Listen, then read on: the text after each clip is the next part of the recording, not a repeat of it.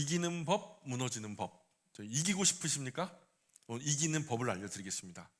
무너지고 싶으십니까? 무너지는 법도 알려드리겠습니다. 오늘 6장, 7장, 8장을 가만히 우리가 묵상하다 보면 여기서 우리가 하나님 안에서 이기는 법도 또 무너지는 법도 배우게 됩니다. 귀가 번쩍 열리죠. 우리는 다 실패하고 싶어요? 성공하고 싶어요?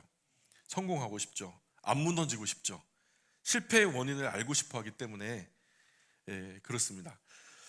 오늘 본문에는 같은 백성, 같은 하나님, 같은 가나안인데도 어떤 싸움은 쉽게 이기고 어떤 싸움은 처참하게 무너지는 것을 보게 됩니다. 어떤 싸움은 이기는지 어떤 싸움은 무너지는지를 우리가 보면 됩니다. 도대체 무엇이 이런 차이를 만들었을까? 같은 하나님을 믿는데도 어떤 사람은 무너지고 어떤 사람은 끝까지 서 있습니다. 왜 이런 차이가 생기는 걸까?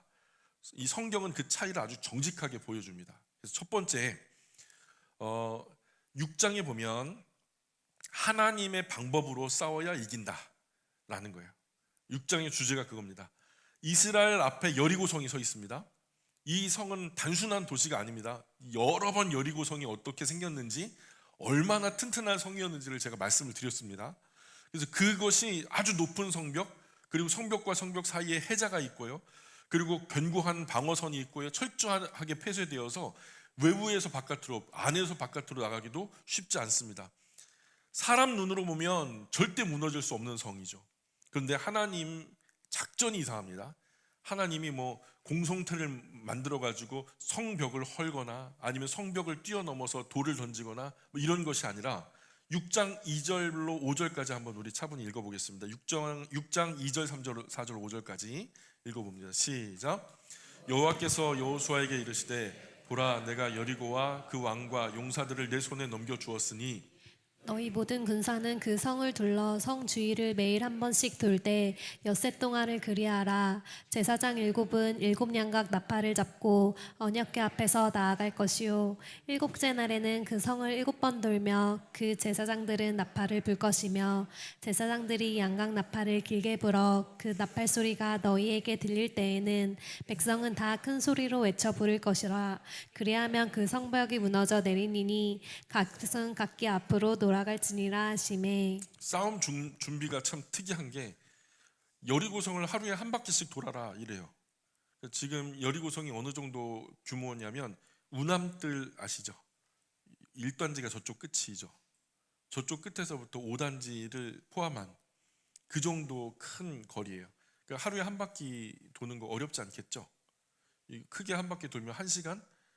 걸음이 좀 더딘 분들은 1시간 반, 2시간이면은 한 바퀴 돌 수 있을 겁니다. 7바퀴도 가능해요. 그러니까 지금 하루에 한 바퀴씩 돌아라, 그리고 엿새 동안 돌아라, 7번째 날에는 7번 돌아라, 그리고 제사장들은 나팔을 불어라, 그리고 그 나팔을 들은 백성들은 큰 소리로 외쳐라. 솔직히 군사 전략 같진 않아요. 군사 전략 같진 않고 무슨 단체 퍼포먼스 같잖아요. 그죠? 마스게임 하는 것처럼. 왜 하나님은 이런 이해할 수 없는 방법을 사용하실까요? 승리가 사람 능력 때문이 아니라 하나님께 속해 있다는 것을 알게 하기 위해서 하나님이 이런 특별한 방법을 사용하셨다는 거예요. 여리고 전쟁의 핵심에는 성벽이 무너지는 것이 목적이 아니에요. 수많은 세상 전쟁에는요, 성벽이 무너져야 하고 우리가 그곳에 들어가야 되고 정복을 해야 되고 거기에 깃발을 꽂아야 전쟁이 끝나잖아요. 하나님의 전쟁에 가장 중요한 건요, 순종이에요. 성벽이 무너지는 것이 목적이 아니라 이스라엘 백성들이 어떤 상황 속에서도 하나님 말씀대로 순종하는 것이 전쟁에서 승리하는 법이라고요. 그러니까 성벽이 무너지는 것은 하나님께 별 관심 없어요. 하나님은 이스라엘 백성들이 어떤 순간에도 순종하기를 원하셨다는 거죠. 이스라엘은 이해가 되지 않아도 돌아요. 또 조롱합니다. 조롱하는데도 돌아요. 이게 무슨 전쟁이 이 모양이냐? 사람들이 비아냥거리는 소리 있었죠. 그래도 돌아요. 그리고 정말 중요한 것은 하나님은 한 바퀴 도니까 어때요? 성벽에 금이 갔죠. 2바퀴 도니까 벽돌이 한두 장씩 허물어져 내려왔죠. 그랬습니까? 아니요. 아무 기동이 없어요. 매 바퀴를 돌 때마다 조금씩 금이 간다거나 성 귀퉁이가 허물어져가는 모습을 봤다면 좀 믿음이 가겠는데 아무 미동이 없는 거예요. 6바퀴째까지도 아무 변화가 없습니다. 심지어는 7바퀴째 돌 때도요. 아무 변화가 없어요. 무너뜨림이 없습니다. 근데 왜 그럴까요? 왜 하나님이 좀 이렇게 확신이 들도록 단계별로 무너지는 것이 좀 이렇게 보이도록 하면 얼마나 좋을까요? 근데 7바퀴 마지막 돌고 나팔 불고 백성들이 소리 지를 때까지 뭐 돌멩이 하나 어떻게 흔들리는 게 없었거든요. 왜냐? 끝까지 순종하는 거 보시는 거예요. 하나님은 우리의 속도보다 끝까지 순종하는 신앙을 더 중요하게 보시는 거예요. 끝까지 가겠냐는 말이죠. 급한 현대사회를 살아가는 우리에게 정말 중요한 이야기입니다. 우리가 자꾸만 거두절미해요. 자꾸만 뛰어넘어서 띄엄띄엄 신앙생활 한단 말이에요. 하나님은 차분하게 1, 2, 3으로 ABC로 하나님 말씀대로 그대로 순종하기를 원하는데 우리는 바쁘다는 핑계로 13579로 간단 말이에요. 그러니까 우리는 애나 어른이나 성격이 너무 급해가지고 거두절미하고 이거 오전 했으니까 오후에 패스, 그냥 이번 주 했으니까 다음 주 패스, 이번 달 했으니까 다음은 패스, 이런 식으로 하면서 자꾸 결과부터 확인하는 거예요. 그래도 신앙생활 한다면서. 어떤 아줌마가 두 분이 드라마 얘기를 해요. 드라마 얘기를 하는데 그 드라마가 처음 나왔는데 이 아줌마는 못 본 거예요. 이 아줌마는 OTT를 하니까 넷플릭스를 보니까 넷플릭스를 통해서 이미 다 본 거예요. 그러니까 이 넷플릭스를 보는 아줌마가 안 보는 아줌마한테 드라마를 설명해 주는데 얼마나 답답해요. 이 아줌마가 중간에 뭐라 그랬냐면 어떻게 됐어? 헤어졌어? 아니면 계속 만나? 주인공은 죽었어? 살았어? 그러니까 이게 드라마가 진행되는 서사가 재미인데 결과만 빨리 알고 싶은 거예요. 주인공이 죽었냐고 살았냐고. 그래서 헤어졌냐고 아니면 계속 만나냐고. 기도했는데 왜 안 바뀌어? 예? 순종했는데 왜 그대로냐? 말씀 붙들었는데 왜 여전히 답답하게 답이 없어? 그래서 대단히 기도 많이 한 줄 알아요. 대단히 기도 많이 한 줄 알았죠. 그런데 얼마나 기도했냐 들어보면 아직 한 번 해본 거야. 한 번 기도해보고 그 정도 수준에서 뭔가 하나님이 안 해주신다고 불평하는 거야. 근데 하나님은요 계속 돌래요. 순종은 결과가 보여서 계속하는 것이 아니라 하나님 말씀하셨으니까 계속 도는 거예요. 하라는 거예요. 하니까 매주 나와서 하나님께 예배하고 말씀 읽으니까 계속 읽다 보니까 보이지 않던 것들이 보이고 들리지 않던 것들이 들리면서 점점 확신이 신앙이 되고 신앙이 우리의 진리가 되고 진리가 천국이 보여지는 하늘 소망이 되는 거 아니겠습니까? 그래서 계속 돌래요. 이 결과가 보여서 하는 거 아니거든요, 사실은. 20절 볼까요? 20절 시작. 이에 백성은 외치고 제사장들은 나팔을 불매 백성이 나팔 소리를 들을 때 크게 소리질러 외치니 성벽이 무너져 내린지라 백성이 각기 앞으로 나아가 그 성에 들어가서 그 성을 점령하고. 아브라함을 향해서도 하나님이 엄청나게 큰 믿음의 역사를 일으키려고 했어요. 그런데 그 믿음의 역사에 아브라함은 굉장히 중요한 주역이었어요. 주인공격이었는데 그가 순종을 온전히 해야 되는데 온전히 하지 않고 인간적인 방법으로 아내의 이야기를 듣고 몸종을 취해가지고 거기서 믿음의 씨앗을 내려고 인간적인 노력을 했단 말입니다. 근데 하나님이 그것 때문에 서운하셔서 이스마엘이 13살 만 13세 성년의 나이가 될 때까지 침묵을 하세요. 86세부터 99세까지 아무 말씀도 안 하시는 거예요. 그리고 처음 나타나셔서 아브라함에게 처음 하셨던 말씀이 뭐냐면 13년 만에 아브라함에게 행하여 완전하라 그래요.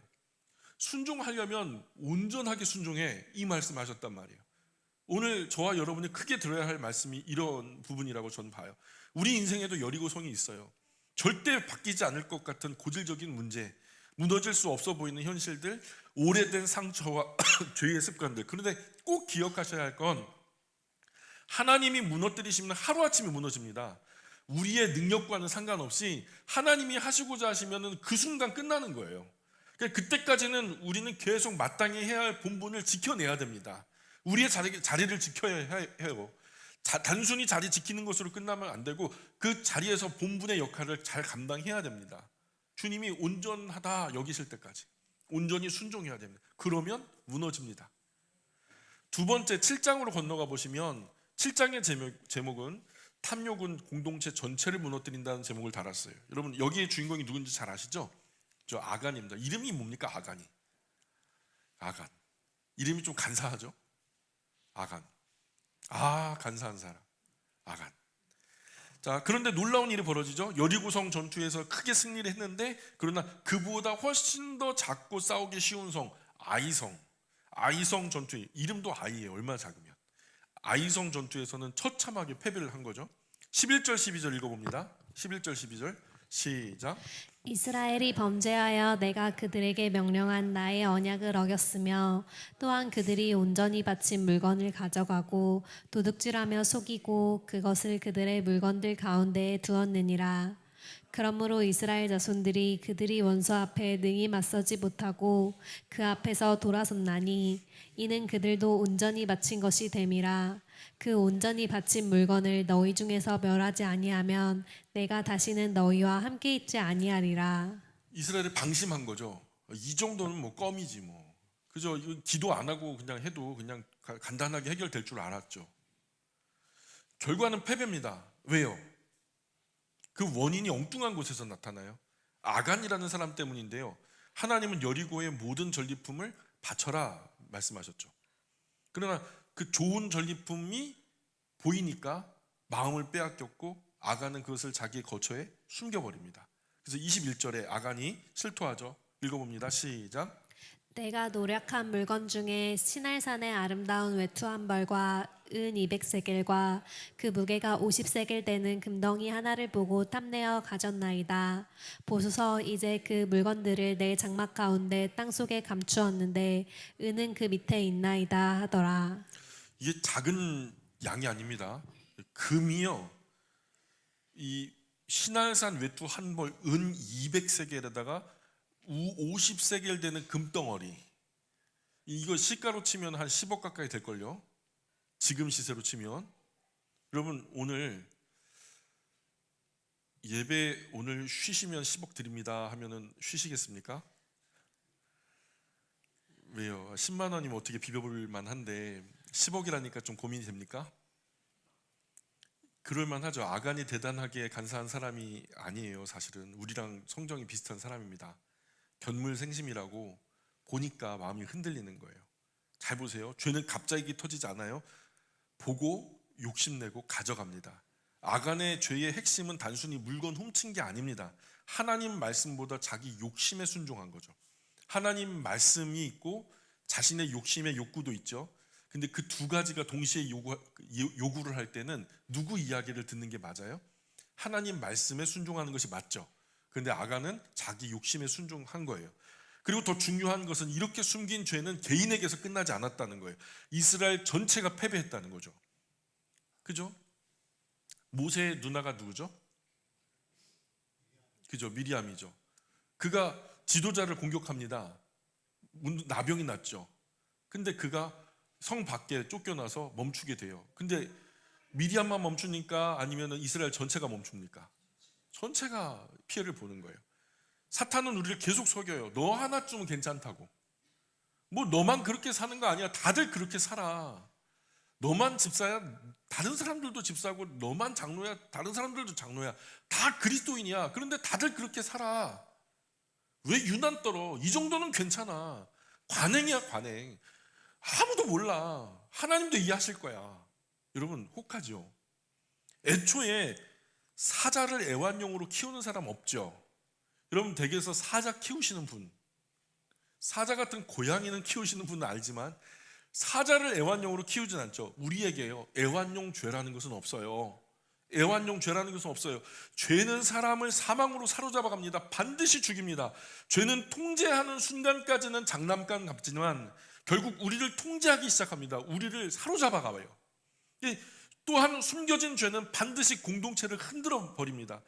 가정을 흔들고 교회를 흔들고 관계를 흔들고 결국 자기 자신도 무너뜨리게 되는 거죠. 거짓이 그런 거예요. 더 무서운 부분이 이거예요. 여리고는 큰 싸움이었습니다. 그래서 긴장했죠. 처음 싸움이었고 큰 싸움이었어요. 그런 긴장하고 하나님 도와주셔야만 합니다. 하나님 아니면 우리 진짜 불쌍한 사람 됩니다 하면서 간절한 마음으로 하나님께 매달려서 준비된 전쟁을 하죠. 근데요 아이성은요 이름부터 아니잖아요. 어른이 아니잖아요. 그러니까 그에 비해 작은 싸움이라, 야, 2, 3천 명 정도 올라가면 충분히 돼. 그러니까 그까짓 거 우리가 뭐 줄잡아 한 200만 명 정도 되는데 그 중에 뭐 잘 싸우는 사람들 2, 3천 명, 까짓 거 3천 명으로 보내. 3천 명 보내잖아요. 이깁니까 집니까? 무너지는 거예요. 우리도 그래요. 큰 시험은 조심해요. 인생일 때 굉장히 큰 일들이 있었을 때는 거기에 우리가 기도함으로 준비하고, 하나님 이런 것들에 우리 마음 약해지지 않게 해달라고 준비함으로 하나님께 우리 스스로를 살피거든요. 삼갑니다, 말 그대로. 그런데 작은 욕심, 작은 타협, 작은 죄에 대해서는 대수롭지 않게 여겨요. 그러나 신앙은 큰 죄보다 작은 타협들에서 더 많이 무너지는 것을 보게 돼요. 작은 거, 이것까지도 신앙의 범주로 생각할 수 있을까 싶은 그 부분에서 우리가 신앙적으로 무너지더라는 얘기입니다. 다음 세 번째 챕터로 올라가면 7장 6절부터 26절까지 이 뒷부분인데요, 회개 없는 승리는 없다라는 제목을 달았어요. 패배한 뒤 여호수아는 하나님 앞에 엎드리죠. 여호수아가 지도자 된 자격인데 자기가 똑바로 하지 못해가지고 이스라엘이 진 것 같고 얼마나 괴롭습니까? 하나님 앞에 엎드려서. 근데 하나님이 말씀이 놀랍습니다. 7장 10절 볼까요?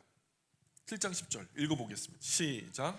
여호와께서 여호수아에게 이르시되 일어나라, 어찌하여 이렇게 엎드렸느냐. 하나님 왜 이렇게 말씀하실까요? 울기 전에 해결해야 할 죄가 있기 때문입니다. 너 지금 왜 이러고 있어? 왜 이렇게 엎드려 있어? 지금 이러는 거 아니야? 지금 이럴 때가 아니야? 라고 하나님 말씀하시는 건데, 울기 전에, 엎드려서 울기 전에 해결해야 할 죄가 있다는 거예요. 이스라엘은 패배의 원인을 환경에서 찾으려고 했거든요. 그러나 하나님은 그들 내부를 보게 하시는 거예요. 문제는 성 바깥에가 아니라 이스라엘 진영 안에 문제가 있었던 거예요. 전쟁의 패배의 원인이 어디예요? 아이성이 강했기 때문이에요? 여리고성보다 훨씬 더 잘 싸웠나요? 그게 아니거든요. 환경적인 요인이 아니에요. 하나님은 이스라엘 백성들 가운데에 그 원인을 찾으셨어요. 하나님은 죄를 덮은 채 승리하게 하지 않으셨어요. 덮은 채로 승리하게 했다면 앞으로도 계속 그렇게 이루어질걸요. 이스라엘은 결국 죄를 드러내고 처리하게 하는 거죠. 하나님 앞에 해 아래 창피한 게 어디 있어요? 의사 앞에 창피한 게 어디 있어요? 다 엉덩이도 깠어요, 저도. 그러니까 창피한 부분 다 보여줘야 돼요. 환부를 훤히 햇빛 아래 드러내야 돼요. 그리고 도려내야죠. 그리고 꼬매고 약을 발라서 반창고 붙여야죠. 그래야 이후에 뒤탈이 없는 거예요. 하나님이 수술을 하기 원하시는 거예요. 덮어놓고 그냥 가기를 원하는 게 아닌 거죠. 드러내고 처리하기를 원하는 겁니다. 그제야 다시 길이 열리니까요. 우리는 자꾸 실패 원인을 밖에서 찾아요. 사람 누구 때문이라고 하고, 환경 때문이라고 하고, 이 시대가 못돼 먹었다고도 하고. 그런데 하나님은 먼저 묻는 거죠. 너 안에 있는 그 죄는 괜찮냐고. 네 안에 있는 그 불신앙은 괜찮은 거냐고. 하나님은 우리 죄를 정죄하라고 드리는 게 아니에요. 우리가 얼마나 비참한 죄의 사람인지를 우리에게 각인시키려고 우리의 죄를 드러내는 게 아니라, 하나님은 그 죄를 해결하고 싶어 하세요.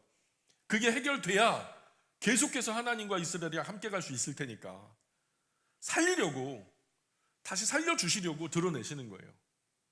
회개는 단순히 불쌍하게 우는 게 아니에요. 죄를 인정하고 잘못된 자리에서 바른 자리로 돌이키는 거예요. 창피하더라도 죄를 드러내는 거예요. 제가 언젠가 아내랑 얘기하다 농담 반 진담 반으로 막 얘기를 하다 거짓말을 했어요. 근데 이 거짓말이 눈동이처럼 불어났어요. 농담처럼 해가지고 나중에 뻥이야 하면서 이제 그냥 농담으로 끝내버리려고 했는데 막 하는데 기회를 놓쳤어요. 이게 진짜 기정사실화된 거죠. 그것 때문에 아내는 삐져 있고. 저녁에 자기 전에 이게 해결돼야 되겠더라고요. 사실은 오늘 하루 종일 했던 그 얘기가 사실 농담으로 시작했던 건데 사실처럼 돼버렸네. 거짓말이야. 울더라고요. 막 짜증난다고. 무슨 그런 거짓말을 하냐고. 근데요, 그 밤을 넘겼어 봐요. 여러분, 이게 회개하는 것은요, 빠를수록 좋아요. 바로 그 자리에서 바로 잡는 게 좋아요. 죄를 인정하고 잘못된 자리에서 바른 자리로 바로 돌이키는 것이 가장 지혜로운 사람이에요. 오늘 하나님이 우리에게 원하시는 건 완벽한 척하는 신앙이 아닙니다. 숨기지 않는 신앙이에요. 숨기지 않아야 돼요. 네 번째 그 8장으로 건너가 볼까요? 8장에 실패 뒤에도 하나님은 다시 기회를 주신다라는 주제예요. 놀라운 건 여기 있어요. 8장 1절 2절 읽어볼까요? 8장 1절 2절 시작. 여호와께서 여호수아에게 이르시되 두려워하지 말라 놀라지 말라 군사를 다 거느리고 일어나 아이로 올라가라. 보라, 내가 아이 왕과 그의 백성과 그의 성읍과 그의 땅을 다 내 손에 넘겨주었으니 너는 여리고와 그 왕에게 행한 것 같이 아이와 그 왕에게 행하되 오직 거기서 탈취할 물건과 가축은 스스로 가지라. 너는 아이성 뒤에 복병을 들지니라 하시니. 아간 사건 이후에 하나님이 이스라엘을 버리지 않아요. 네가 어떻게 나한테 이럴 수 있어? 내가 너희들 40년 동안 어떻게 이끌었는데, 내가 지금도 너희들을 어떻게 돌보고 아니하고 있는데 도대체 네가 어쩌면 나한테 이럴 수 있어? 너 배신자 아니야? 배신자야. 나 진짜 큰 배신감 느껴 하고서 등 돌리신 것이 아니라 그 상황에서도 하나님 이스라엘 버리지 않고 다시 아이성으로 가게 하십니다. 이번에는 전략도 주세요. 매복도 사용합니다. 왜 여리고 때와 방법이 다를까요? 하나님은 이기는 공식이 아니라 이스라엘이 하나님 자신을 의지하기를 원하셨기 때문이에요. 하나님은 5만 가지 방법으로 우리를 구원하실 수 있어요. 아멘입니까? 5만 가지. 그 신앙이라는 건 지난번에 했던 대로 다시 하는 게 아니에요. 여러분, 다시 같은 방식의 반복이 아니란 말입니다.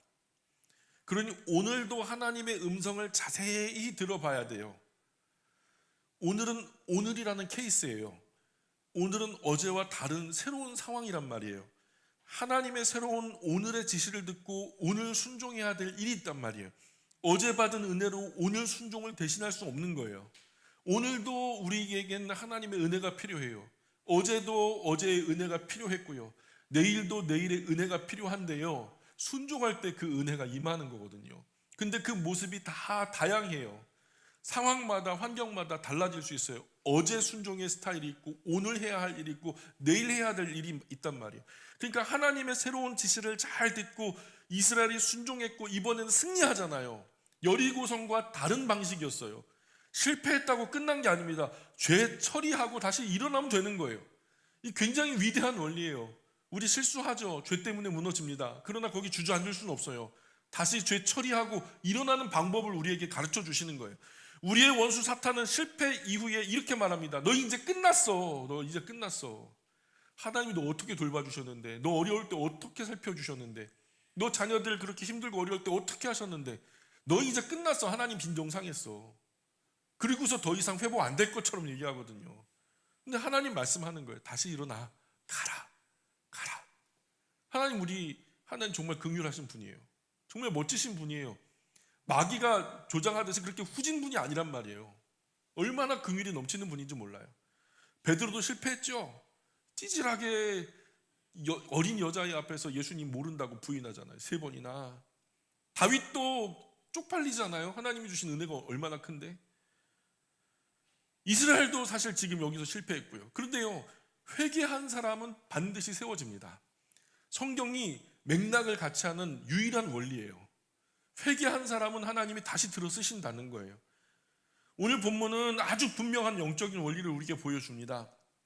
이기는 길과 무너지는 길은 다르다는 거예요. 여리고성은 성벽 때문에 무너지지 않았고요. 아이성은 규모 때문에 진 것이 아닙니다. 순종과 죄가 승패를 가른 거예요. 우리는 성벽을 무너뜨리고 거기를 차지하는 것으로 성패를 생각하지만 하나님은 그게 아니에요. 하나님의 말씀에 온전히 순종하고 순종하지 않고가 승리와 패배를 가름짓는다는 거죠. 사람은 성벽 때문에 무너지는 것이 아니라 하나님 말씀에서 멀어질 때 무너지더라는 거예요. 이기는 사람은 하나님 방법을 따릅니다. 끝까지 순종한 사람들, 죄를 숨기지 않아요. 창피함에도 불구하고 자기 죄를 드러냅니다. 실패한 후에라도 다시 하나님께로 돌아오는 거예요. 반대로 무너지는 사람들은 자기 방법을 따르는 거예요. 이왕 이렇게 무너진 바에 사울이 어때요? 창피하잖아요. 제사장 대신에 자기가 앞서 제사를 하고 월권을 하잖아요. 뭐 다윗과 비등하게 큰 죄를 져요. 오히려 다윗보다는 덜 죄를 지었는지도 몰라요. 그러나 다윗과 사울의 큰 차이점은 뭐냐면 다윗은 회개했고 돌아왔어요. 사울은 회개하지 않아요. 자기 방법을 끝까지 따릅니다. 자기 계산을 믿어요. 백성들의 마음을 돌이키면 괜찮을 거야. 백성들 눈치 봅니다. 작은 죄를 가볍게 여기고 숨기고 교만해지죠. 꼭 기억하셔야 됩니다. 여리고보다 무서운 것은 아이성입니다. 여리고성보다 무서운 것이 아이성이에요. 작은 것들에 조심하셔야 돼요. 큰 시험보다 작은 타협들이 훨씬 더 위험합니다. 그리고 마지막으로 꼭 기억하시기 바라요. 하나님은 실패한 사람을 버리는 분이 아니에요. 세상에서는 한두 번 해보고 안 되면은 그냥 자르든가 바꿔치기 하든가 뭐 그러죠. 사람 고쳐 쓰는 거 아니라고. 근데 그러지 않고 하나님은 실패한 사람 버리시는 분이 아니에요. 회개하고 돌아온 사람 반드시 다시 세우는 분이에요.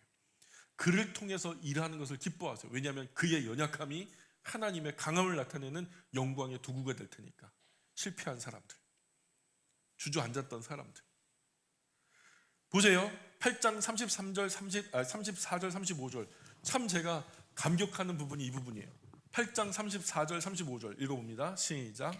그 후에 여호수아가 율법책에 기록된 모든 것대로 축복과 저주하는 율법의 모든 말씀을 낭독하였으니 모세가 명령한 것은 여호수아가 이스라엘 온 회중과 여자들과 아이와 그들 중에 동행하는 거류민들 앞에서 낭독하지 아니한 말이 하나도 없었더라. 아이성 전투에서 큰 패배를 경험하고 그리고 다시 하나님의 말씀에 순종하기로 작정하고 그 죄 문제를 해결하고 그리고 하나님의 명령대로 온전히 순종함으로 승리한 뒤에 결국 다시 하나님 말씀으로 돌아가는 구조가 정말 중요해요. 하나님 방식으로 싸웠고 숨김없이 살아가야 합니다. 여러분 인생의 여리고성 뭐예요? 불신앙의 가족입니까? 눈앞에 놓인 인생 과제가 있을 수도 있겠죠. 이 엄중한 전쟁 앞에 숨겨둔 작은 타협들이 없습니까? 혹시 이 전투에 실패하더라도 여러분 하나님께 돌아오시겠어요? 주저앉더라도요? 그거 지금 각오하셔야 되는 거예요. 아이성 전투에서 내가 실수로 무너졌다 해도 죄 문제 해결하고 하나님께 돌아오려고 하는 각오와 다짐이 오늘 이 오후에 저 여러분의 마음이 되어야 될 줄 믿습니다. 우리 기도하겠습니다. 존귀하신 아버지 하나님, 오늘도 여호수아 말씀 통해서 무엇이 사람을 이기게 하고 무엇이 사람을 무너지게 하는지 깨닫게 하시니 고맙습니다. 저희도 여리고성 같은 문제 앞에 설 때가 많습니다. 도저히 무너질 것 같지 않은 현실 앞에서 두려워하고 낙심하며 자꾸 내 방법과 내 생각과 내 계산을 붙들려고만 합니다. 그러나 오늘 말씀처럼 승리는 사람의 능력에 달려있는 것이 아니고 하나님께 있음을 잊지 않게 하여 주옵소서. 결과가 보이지 않아도 끝까지 순종하게 하시고 한 바퀴 돌다가 포기하는 사람이 아니라 하나님 말씀 붙들고 끝까지 순종하는 참 신앙의 사람 되게 하여 주옵소서. 저희 안에 숨겨진 작은 죄와 타협을 외면하지 않게 하여 주옵소서. 아무도 모를 거라 생각했던 은밀한 마음들, 조금쯤 괜찮다고 여겼던 욕심과 숨겨두었던 교만과 탐욕을 아버지 하나님 앞에 정직하게 내려놓습니다. 주님 불쌍히 여겨 주옵소서. 문제를 늘 나의 밖에서만 찾지 말게 하시고 먼저 제 자신의 영혼을 돌아보게 하여 주옵소서. 죄를 덮고 살아가는 신앙이 아니라 빛 가운데 살아가는 신앙 되게 하시고 숨기는 사람이 아니라 회개하는 사람 되게 하여 주옵소서. 혹시 이 자리에 실패 가운데 있는 하나님의 자녀가 있다면 오늘 다시 일어날 용기를 허락하여 주옵소서. 사탄은 넌 이제 끝났다라고 말하지만 하나님은 다시 가라 말씀하심을 기억하게 하시고 넘어졌더라도 다시 하나님께 돌아오는 사람 되게 하여 주옵소서. 저희 모두 하나님 방식으로만 싸우게 하시고 하나님 말씀으로만 살아가게 하시며 작은 타협 하나도 가볍게 여기지 않는 거룩한 마음 허락하여 주옵소서.